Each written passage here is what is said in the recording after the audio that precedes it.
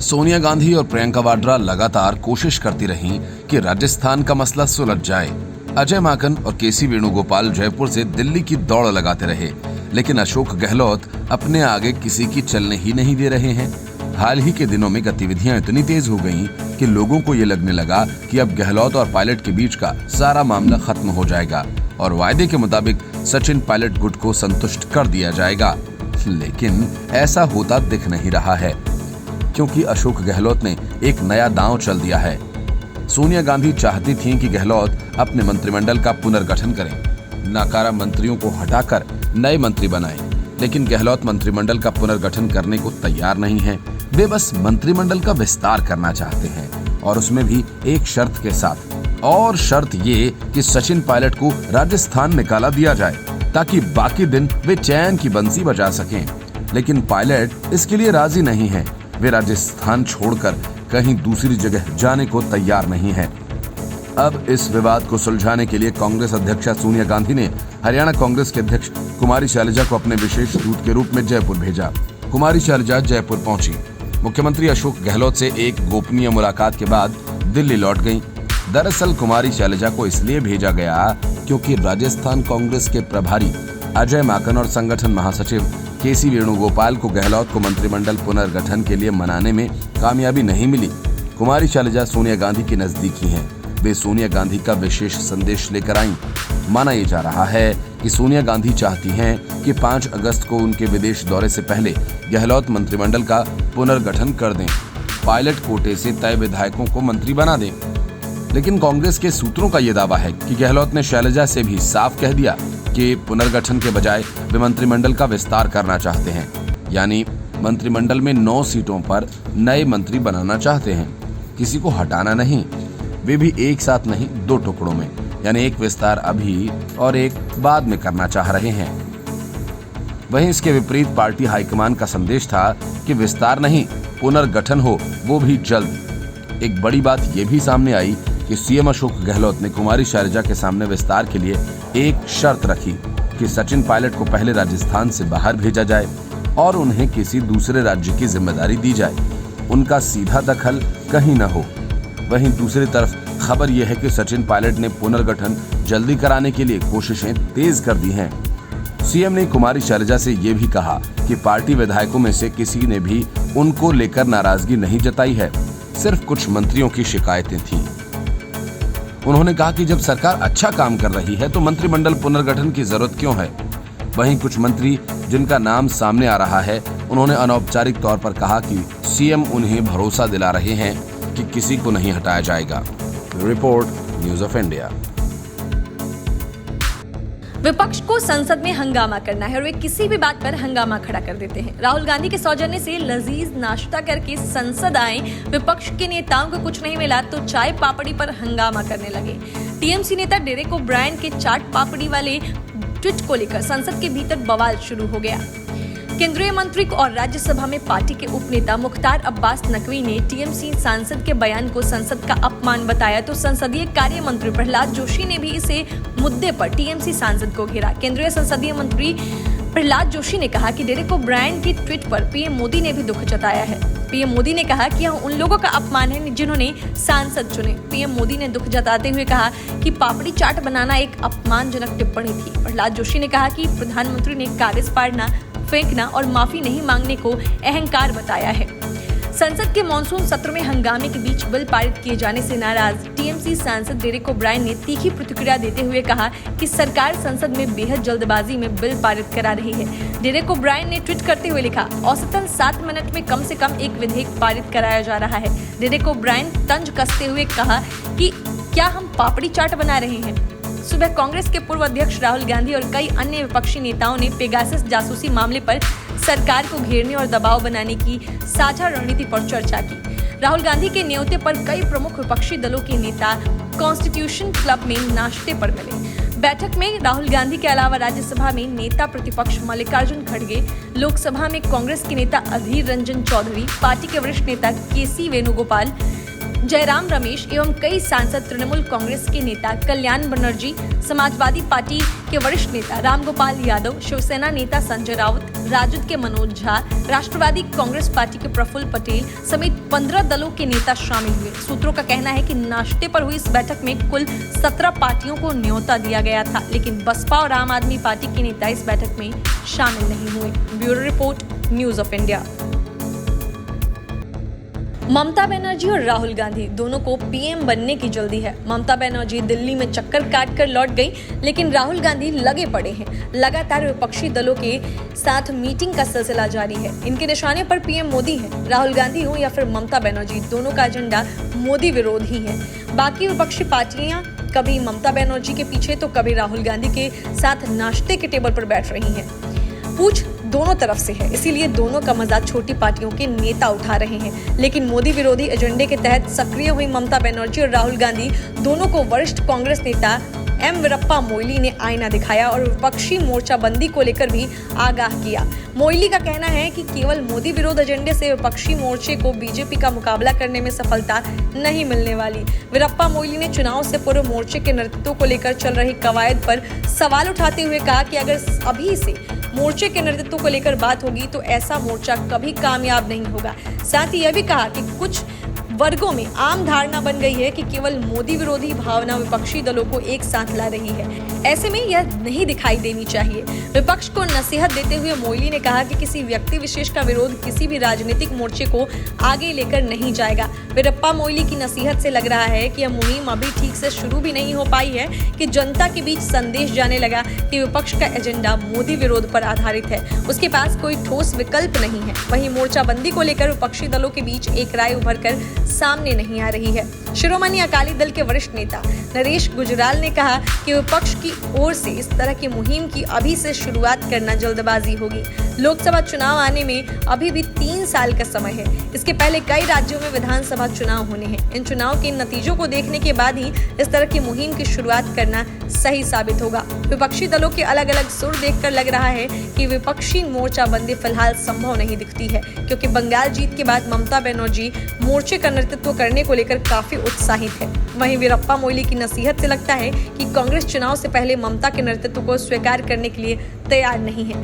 वह न्यूनतम साझा कार्यक्रम के जाल में ममता को उलझाकर गठबंधन के नेतृत्व से दूर रखना चाहती है। कांग्रेस को लग रहा है कि अगर ममता को अभी से मोर्चे का नेतृत्व करने का मौका दिया जाता है तो आगे चलकर गांधी परिवार की राह मुश्किल हो सकती है, जैसे पीवी नरसिम्हा राव के प्रधानमंत्री रहते हुए हुआ था। कुछ विपक्षी दल राज्यों में होने वाले विधानसभा चुनाव तक इंतजार करने और नतीजे देखने की रणनीति पर चल रहे हैं। उन्हें लग रहा है कि राज्य विधानसभा चुनाव, खासकर उत्तर प्रदेश का चुनाव, राष्ट्रीय राजनीति के लिए निर्णायक साबित होगा।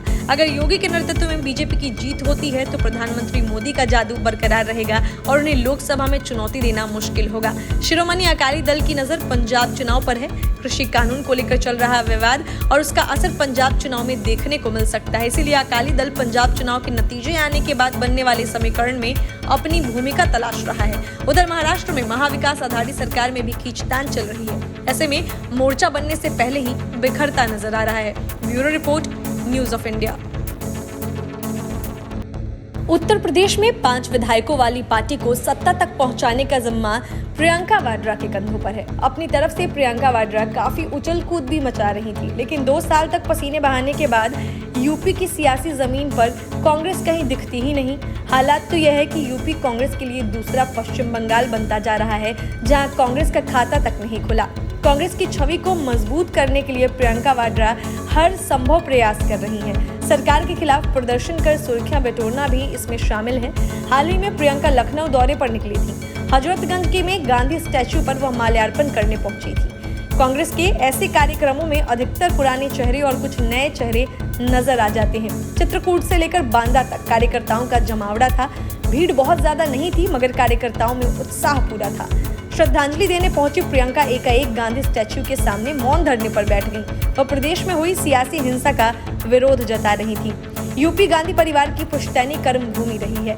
प्रियंका लीड रोल में आई तो ऐसा लगा 2022 के चुनाव प्रदेश में पार्टी का रिवाइवल होगा, पर अभी तो हाल यह है कि नेता बंद कमरों में ये सोच रहे हैं कि अगर गठबंधन नहीं हुआ तो सभी सीटों पर लड़ने के लिए उम्मीदवार कहां से आएंगे।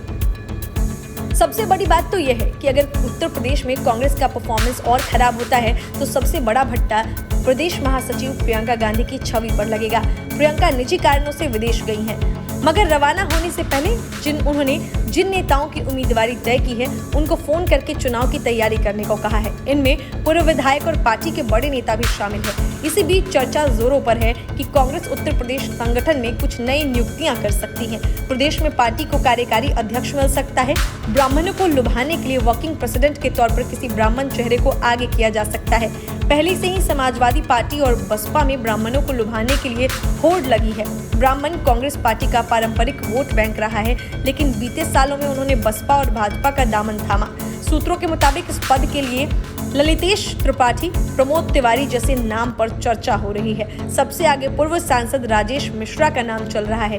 राजेश मिश्रा बनारस से हैं। पार्टी संगठन में अलग अलग पदों पर रहे हैं। इसकी भी संभावना है कैंपेन कमेटी के अध्यक्ष के तौर पर प्रमोद तिवारी को जिम्मेदारी दी जाए। लखनऊ दौरे के दौरान प्रियंका को काफी खराब फीडबैक मिला था। कार्यकर्ताओं ने प्रियंका से पार्टी में चल रही कुछ नेताओं की मनमानी को लेकर शिकायत की थी। सूत्रों के मुताबिक कई लोगों ने प्रदेश अध्यक्ष को लेकर भी नाराजगी जाहिर की थी। कार्यकर्ताओं ने कहा कि पार्टी के भीतर गुटबाजी है, जिसका नुकसान पार्टी को उठाना पड़ा है।